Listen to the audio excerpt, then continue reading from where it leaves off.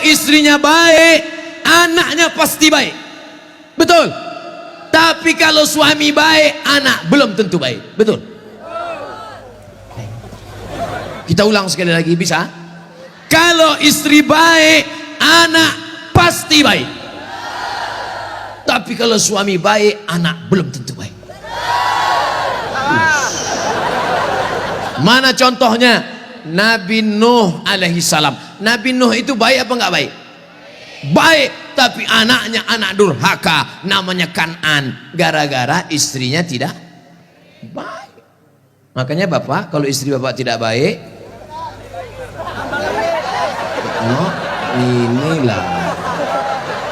Kalau dia tidak baik, belajar kepada ibu-ibu di kota Waringin Barat yang sudah baik, bah.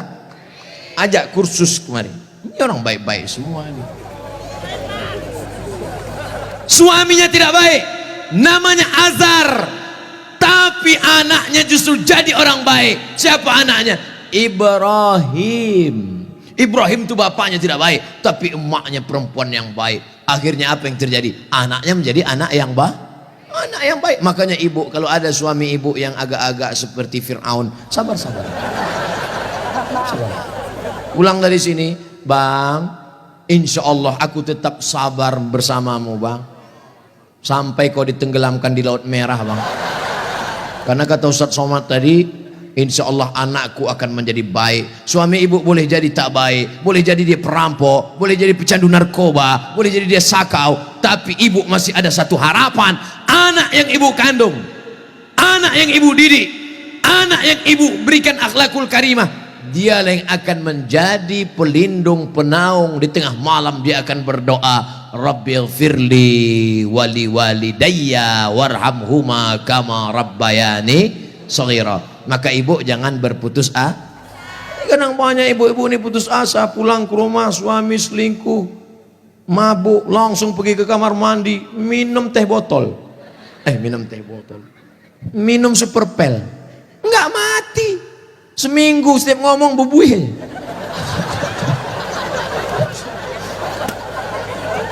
Ibu harus tegar, ibu harus kuat, ibu ada harapan. Harapan ibu siapa? Anakku akan jadi polisi, amin. Anakku akan jadi tentara, amin. Ibu sekolahkan saja anak ibu sesuai bakatnya. Perhatikan anak ini bakat. Anak saya suka main layang-layang, berarti jadi pilot helikopter. Anakku suka mandi hujan, angkatan laut. Anakku suka ngembus-ngembus semprit, dua kemungkinan. Bisa jadi polisi, razia. Bisa jadi wasit sepak bola. Yang parkir jangan. Ibu jangan sebut tukang parkir. Karena pada dasarnya kita semua ini adalah tukang parkir. Kita ini semua tukang parkir. Tirulah iman tukang parkir. Mobil mewah harga 2 miliar. Mundur betul parkir. Setelah begitu diambil mobil ini, adakah tukang parkir yang marah? Enggak ada. Ada nggak tukang parkir ngamuk-ngamuk? Kenapa mobil ini diambil? Saya sudah menjaganya 2 jam. Enggak ada. Kalaupun ada berarti gila.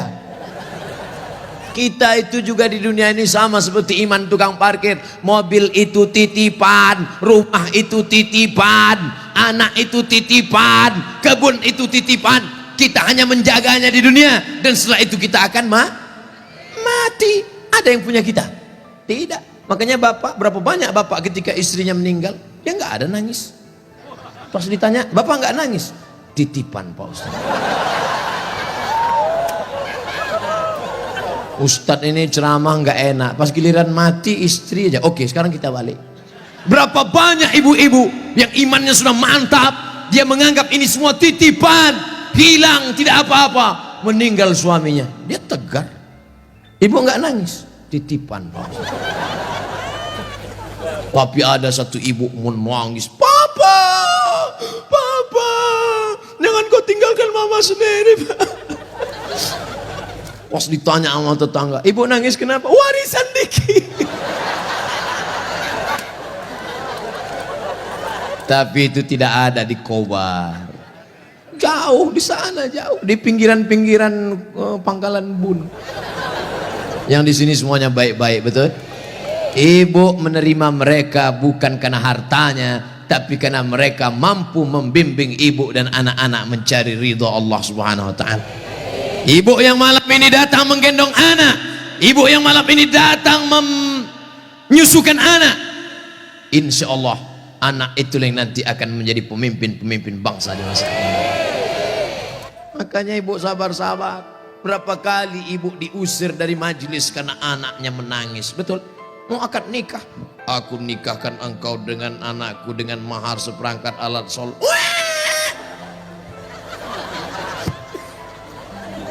Berapa kali di majelis kematian ibu diusir, betul? Ada orang kaya meninggal, datang anaknya, mantunya, cucunya pakai baju hitam semua. Nama kelompoknya Men in Black. Sudah siap-siap mau menangis bersandiwara. 1, 2, 3. Rupanya anak ibu lebih kuat lagi nangisnya. Akhirnya tuan rumah marah, pergi pulang bawa anak. Berapa banyak ibu yang malu di depan orang banyak karena anaknya ingin naik mobil tetangga yang lebih mewah, lebih mahal. Tapi hari ini kesedihan ibu terbayar karena anak ibu adalah anak-anak yang soleh. Siapa yang lebih berbahagia, ibu apa bapak? Kan ibu bisa ngandung karena mereka kan. Sekarang saya tanya, siapa yang paling berbahagia, ibu atau bapak? Mereka tetap bertahan, Pak. Bapak Ibu yang dimuliakan Allah Subhanahu wa taala, siap menjaga persatuan?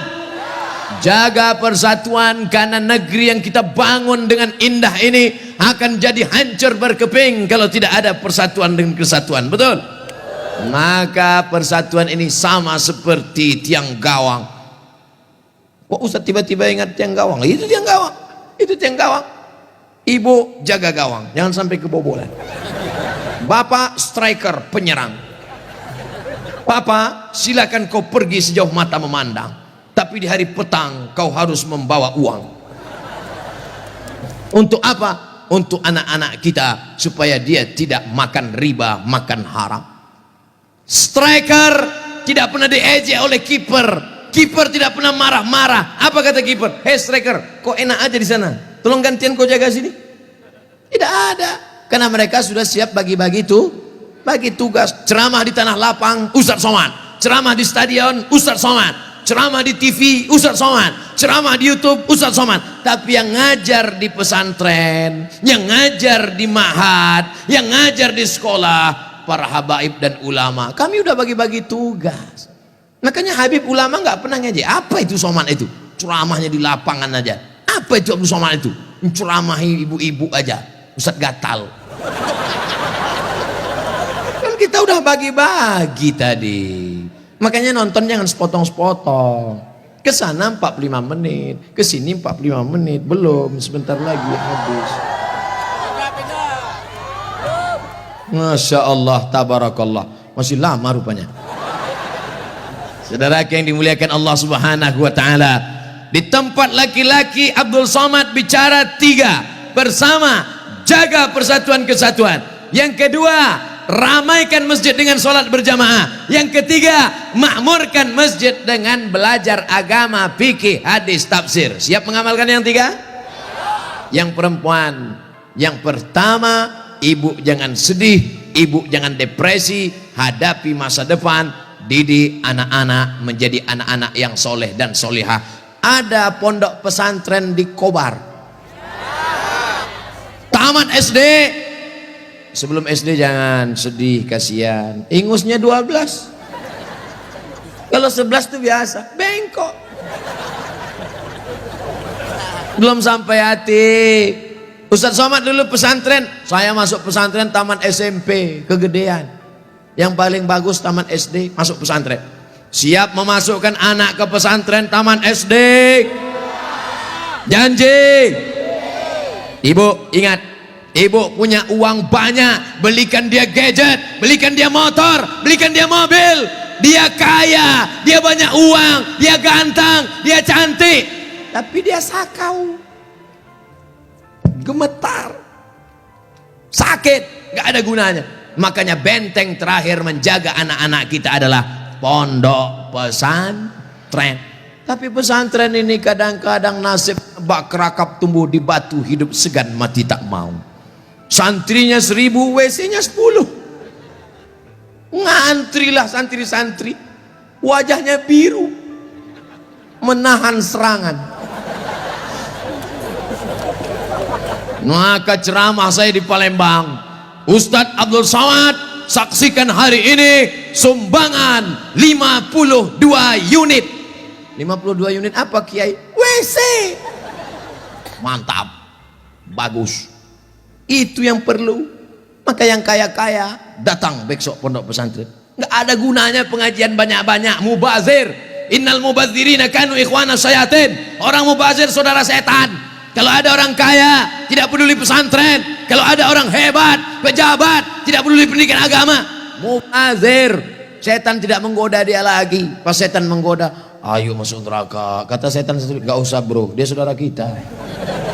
Hai bro, kata. Oleh sebab itu maka pertama yang ingin disampaikan Abdul Somad khusus kepada ibu-ibu, jangan pernah bersedih hati. Masa depanmu ada pada anak-anak. Tataplah mereka masa depan, tapi tentu dengan bahasa ibu. Bahasa ibu paling ngerti dengan anak. Jangan pulang dari sini anaknya dikumpul semua, assalamualaikum. Nggak mesti diceramahi. Ibu usap kepalanya, ibu tiup-tiup. Kau akan menjadi pemimpin masa depan nak. Doa ibu luar biasa. Ibu kalau marah sama dia jangan panggil dia setan. Setan. Tuyul. Jangan panggil dia. Calon bupati kota Waringin Barat. Gitu cara manggilnya. Calon anggota DPD. Gitu. Insya Allah dia jadi nanti insya Allah. Amin. Karena ibu mulutnya luar biasa, berbisa bu. Ibu ngomong salah saja diaminkan malaikat. Maka jangan pernah bicara yang tidak baik, bicara yang baik-baik. Sampai ada seorang laki-laki di zaman Bani Israel sebelum Nabi Muhammad SAW, namanya Juraij. Siapa namanya? Juraij. Ada orang Pangkalan Bun namanya Juraij? Belum ada. Nah, ibu yang hamil-hamil nanti kasih nama anak Juraij. Hai Juraij. Kepala sekolah salah tulis George. Ibunya lewat di depan tempat ibadah Juraij. Apa kata ibunya? Ya Juraij. Juraij merasa Tuhan lebih mulia. Aku tidak perlu menyambut panggilan anak. Aku tidak perlu menyambut panggilan ibuku.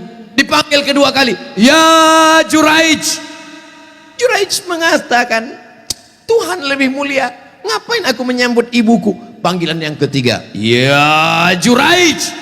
Anaknya tidak menyambut juga. Akhirnya tercetus dari mulut ibunya. Apa kata ibunya? Allahumma la tumithu hatta turihi wujuhal mumisat. Jangan matikan Juraij sebelum matanya melihat wanita tuna susila. Mohon maaf, perempuan tidak baik, PSK, WTS, entah apa lagi namanya.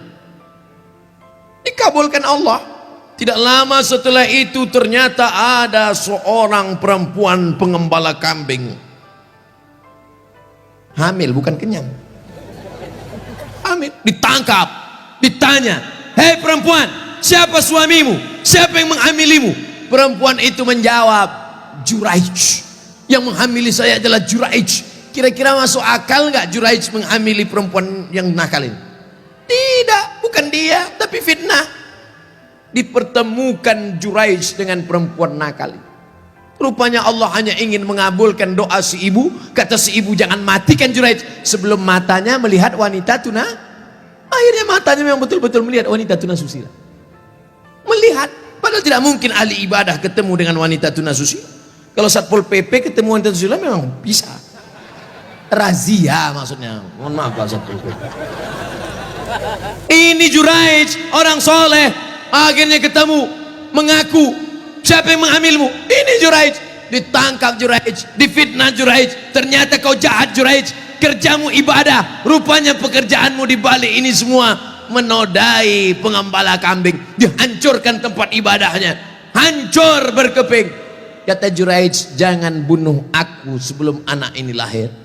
Setelah anak itu lahir, ditusuk Juraij pakai pusar, pakai telunjuknya, tusuk. Juraij bertanya kepada anak yang baru lahir itu, "Who is your father?" Itu bahasa Pangkalan Bun. "Siapa bapakmu?" Anak itu menjawab, "Ra'il ghanam, koboi. Bapak saya adalah pengembala kambing." Akhirnya mereka cium kaki Juraij, mereka bangunkan tempat ibadah Juraij dari emas. Juraij tersenyum. Ini skenario Allah hanya ingin menunjukkan betapa makbulnya doa seorang. Kira-kira ibu bisa nggak menceritakan itu ke anak cucu ibu nanti? Nggak usah dihafal, hidupkan aja MP3-nya. Cari nanti Abdul Somad Pangkalan Bun, Abdul Somad Official, subscribe, like, and share. Anakku, kau jangan melawan ibu nak, karena kalau ku katakan kau jadi katak, kau langsung jadi hantu. Nih ceramah Ustadz Somad tadi malam, dengar baik-baik. Gimana? Iya mah. Itu, insya Allah ibu anaknya semua baik-baik ya. Yang lalu-lalu apa boleh buat tai kambing bulat-bulat. Nasi sudah jadi tai ayam. Nasi tidak bisa kita rubah lagi, Bu. Tapi yang akan datang kita perbaiki. Cucu-cucu yang sudah lahir, sudah besar, nggak bisa lagi. Tapi ibu punya anak perempuan, kasih tahu sama anak perempuan ibu, kamu kalau hamil banyak-banyak baca sholawat. Kalau hamil kata kiai, kata Habib, banyak-banyak baca surat Yusuf nak. Tapi dia salah sangka, disangkanya kalau baca surat Yusuf anaknya ganteng macam Nabi Yusuf. Pas lahir hitam pesek pendek. Wah kiai, Habib, kenapa anak saya begini? Kiai sama Habib nggak marah, mereka nggak pernah marah. Kenapa anak saya begini? Saya susah baca surat Yusuf. Kenapa anak saya nggak ganteng seperti Nabi Yusuf? Sama suami ente mana? Ini suami saya, sama kan?